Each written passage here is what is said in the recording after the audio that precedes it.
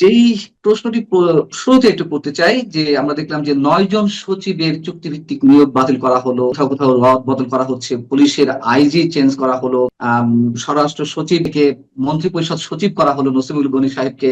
আমরা জানি যে প্রশাসনের বেশ কিছু জায়গা দখল করে নিয়েছে জামাত। এই 18 মাসে তারা তাদের পছন্দ মতন আমলাদের নিয়োগ দিয়েছে, সচিবদের নিয়োগ দিয়েছে, প্রশাসনের বিভিন্ন পর্যায়ে শীর্ষ কর্মকর্তাদের নিয়োগ দিয়েছে, রদবদল করেছে। আপনার কি মনে হয় যে এই রাহু থেকে সহজেই বিএনপি মুক্ত হতে পারবে? সরকার গঠনের পরে পরিবর্তনগুলো হবে, এটা তো খুব স্বাভাবিক। কেন এই পরিবর্তনগুলো হওয়াটাই স্বাভাবিক ভাবে দেখতে হবে। কারণটা হচ্ছে যে প্রথমত আসি আমরা চুক্তিভিত্তিক নিয়োগের বিষয়। চুক্তিভিত্তিক নিয়োগ তো এক ধরনের চাকরি, যেটা চুক্তিভিত্তিক নিয়োগের ব্যাপারে যারা নিয়মিত সরকারি চাকরি করেন, সেটা যে সেক্টরে প্রশাসন বলেন, পুলিশ বলেন, অন্য কোনো সেক্টরও যদি হয়, এখানে কিন্তু এর প্রচন্ড বিরোধিতা আছে। কারণ চুক্তিভিত্তিক চাকরিতে নিয়োগ করা হলে যখন চুক্তিভিত্তিক নিয়োগ হয় তখন 5টা পর্যায়ে আপনার পদোন্নতি বঞ্চিত হয়ে যায় মানুষ, বা তাদের পদোন্নতিটা দেওয়া যায়, পদগুলো খালি হয় না। সেই কারণে কিন্তু এক সরকারের সময় যারা চুক্তিভিত্তিক নিয়োগ থাকেন, পরবর্তী সরকারের সময় তাদের চুক্তিভিত্তিক নিয়োগে থাকার কন্টিনিউ করার খুব একটা কারণ নেই। এবং যেটা নানান দেশে হয়ে থাকে যে আপনি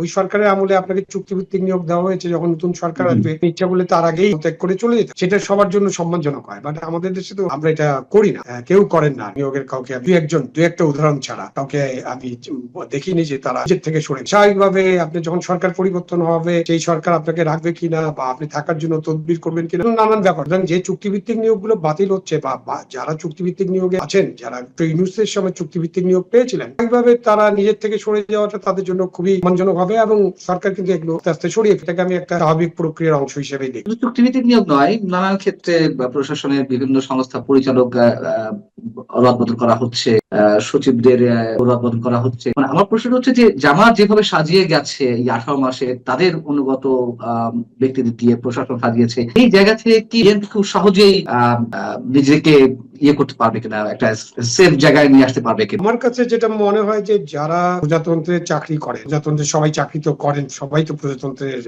না, তাদের নিজেদেরকে তো প্রজাতন্ত্রের কর্মচারী মনে করেন না। কেউ দল করেন, দলবাজ কর্মকর্তা আছে, দলের আদর্শের প্রতি অনুগত কর্মকর্তা আছেন, বাট এটার সংখ্যা কিন্তু খুব কম।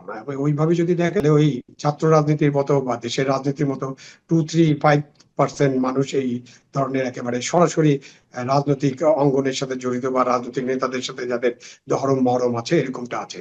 আইজিপি পুলিশের মহাপরিদর্শক আলী হোসেন সাহেব, তিনি আওয়ামী লীগের সময় স্যাক্ট হলেন। তিনি একসময় ছাত্র দল করতেন, এই অভিযোগে সহকারী পুলিশ সুপার হিসেবে তিনি জয়েন করেছিলেন। পরবর্তীতে আবার বিএনপি ক্ষমতা এলো, তাকে আবার পদায়ন করা হলো জায়গায়, তিনি পুলিশ সুপার হিসেবে কাজ করেছেন। আবার আওয়ামী লীগ এসে তাকে স্যাক করলো, তাকে সাময়িকভাবে বরখাস্ত করার পরে স্থায়ীভাবে বরখাস্ত করলো। এই ব্যক্তিকে আবার এসে আইজিপি পদে নিয়োগ দিল। কে ভালো কাজ করেছে, কে খারাপ কাজ করেছে আমি সেই বিশ্লেষণ যাচ্ছি না। বিষয়টা হচ্ছে যে রাজনৈতিক ভাবেই এই শীর্ষ পদগুলোতে নিয়োগ দেওয়া হচ্ছে, আবার পছন্দ না হলে বাদ দিয়ে দেওয়া হচ্ছে আর দল যখন ক্ষমতা আসছে। এই ট্র্যাডিশন যদি অব্যাহত থাকে তাহলে আমাদের মুক্তি কোথায়? প্রথমত এই ট্রেডিশন থেকে আমাদের বেরিয়ে আসতে হবে। আপনি যদি একটা ব্যক্তির কথা আলোচনা বা কিছু কথা যদি চিন্তা করেন, যাদেরকে অন্য কোনো রাজনৈতিক দলের ছাত্র সংগঠনের সাথে যুক্ত থাকার কারণে অন্যায়ভাবে বের করে দেওয়া হলো, নিশ্চয়ই আপনার যদি স্পেসিফিক কারণ থাকে, স্পেসিফিক আপনি কোনো অভিযোগ প্রমাণ করতে পারতেন, দুর্নীতির অভিযোগ কিংবা ওনার অসদাচরণের অভিযোগ, অথবা আপনি তাকে অদক্ষতার অভিযোগ, মানে কিছু যদি আপনি জেনুইন কোনো কারণ ছাড়া যদি কাউকে এরকম বের করে দেন,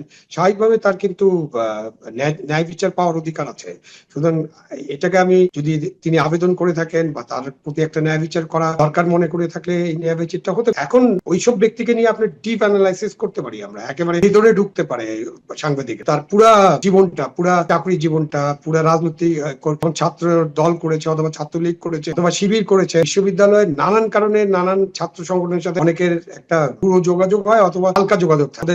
বিশ্ববিদ্যালয়গুলোর যে সংস্কৃতি, যে অনরুম সংস্কৃতি ছিল, যে চাপ ছিল, সেখানে কিন্তু অনেক ভালো ছাত্রকেও এইসবে ইনভলভ হতো। আপনি যখন সরকার পরিবর্তন হবে, আপনি তখন ওই যে কখন কি কর্মী ছিল এটার ভিত্তিতে বিবেচনা করে তার প্রতি যদি অন্যায় করে, তো একটা ন্যায় বিচার পেতেই হবে। এবং এই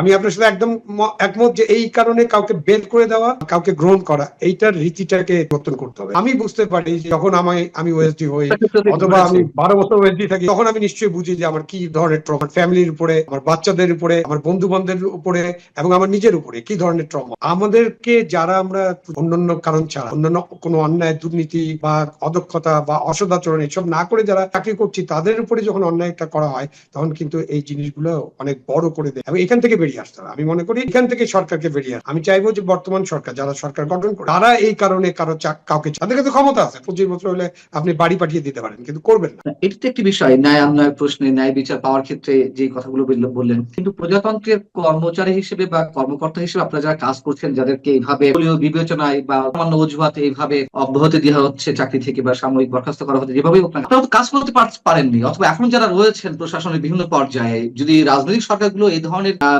বিভিন্ন চাপের মুখে রাখে, তাহলে কাজ করবেন কিভাবে নিশ্চিন্তে? স্বাধীনভাবে তো কাজ করার কোনো পরিস্থিতি থাকে না, এবং যার কারণে তো রাষ্ট্র নানান ভাবে ক্ষতির সম্মুখীন হচ্ছে। অবশ্যই অবশ্যই কাজ করতে না দিলে আপনি তাকে বেতন দিচ্ছেন, বেতন ভাতা দিচ্ছেন, নানান সুযোগ সুবিধা দিচ্ছেন, তো তাকে জনগণের ট্যাক্সের টাকায় তো আপনি দিচ্ছেন, তো সুতরাং তার কাছে তো সেই সার্ভিসটা পেতে হবে। রাজনৈতিক বিবেচনায় এসব করা হলে জনগণ সার্ভিস থেকে বঞ্চিত হয়, রাষ্ট্র বঞ্চিত হয়, শেষ পর্যন্ত দেশ ক্ষতিগ্রস্ত। এই জন্য যেটা একদম বটম লাইন যেটা হওয়া উচিত, রাজনৈতিক বিবেচনায়, দলীয় বিবেচনায় কারো প্রতি কোনো অন্যায় যদি এটা না করেন, তাহলে ওই যে ভবিষ্যতে আপনি যেটা বললেন, ভবিষ্যতে আর কাউকে ফিরিয়ে আনার দরকার হবে। আমি 5 বছর বা আগামী 3 বছর যতদিন সরকার আছে, ততদিন এই কাজটা যদি আমরা কন্টিনিউ করতে পারি, যে আপনি কাউকে অন্যায়ভাবে করে দিবেন না রাজনৈতিক বিবেচনায়, তাহলে কিন্তু আর ফিরিয়ে আনার প্রশ্ন